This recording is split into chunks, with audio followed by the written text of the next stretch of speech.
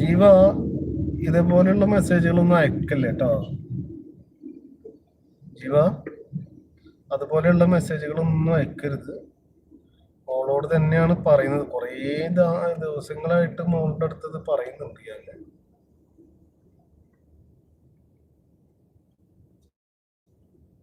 മോള് ഇങ്ങനെ ഇതാക്കുന്നോണ്ടായിരിക്കും ചിലവരെന്തെങ്കിലുമൊക്കെ പറയുന്നുണ്ടാവുക കേട്ടോ. വീട്ടിലാണെങ്കിലും ചിലപ്പോൾ ഇതേപോലൊക്കെ എന്തെങ്കിലുമൊക്കെ പറയുന്നുണ്ടാവും അമ്മയുടെ അടുത്ത്, അല്ലെങ്കിൽ വീട്ടിൽ വേറെ ആരുള്ള അവരുടെ അടുത്തൊക്കെ ഇതുപോലെ പറയുന്നുണ്ടാവുമ്പോ അവർക്ക് വല്ലാണ്ട് വിഷമാവും. നമ്മൾ പറയുന്ന പോലെ അല്ലെങ്കിൽ നമ്മൾ പറഞ്ഞു തരുന്ന അതേ സോഫ്റ്റിലൊന്നും വീട്ടിലുള്ളവർ നമ്മളോട് പറയുന്നോളന്നില്ല കേട്ടോ. അപ്പൊ വീട്ടിലുള്ളവർക്ക് നിങ്ങളോട് ഞങ്ങളെക്കാൾ സ്വാതന്ത്ര്യം ഉണ്ട്.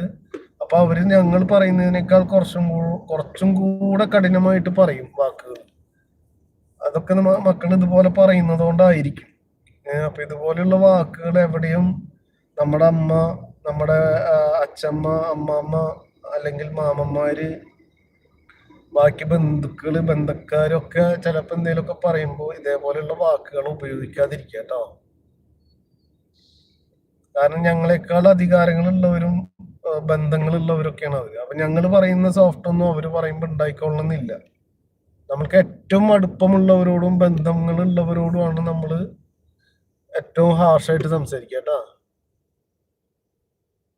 എന്തിനാണ് ഈ സങ്കടം അല്ലാത്ത എന്താണ് നീ ഇത് ചിന്തിക്കുന്നത്? നീ നിന്നേക്കാൾ ബുദ്ധിമുട്ടുള്ളവരെ കുറിച്ചിട്ട് നീ ചിന്തിച്ചു നോക്ക്. നിന്നേക്കാൾ ബുദ്ധിമുട്ടുള്ളവരെ കുറിച്ചിട്ട് നീ ചിന്തിച്ചു നോക്ക്. എന്താ നീ അതിനെ കുറിച്ച്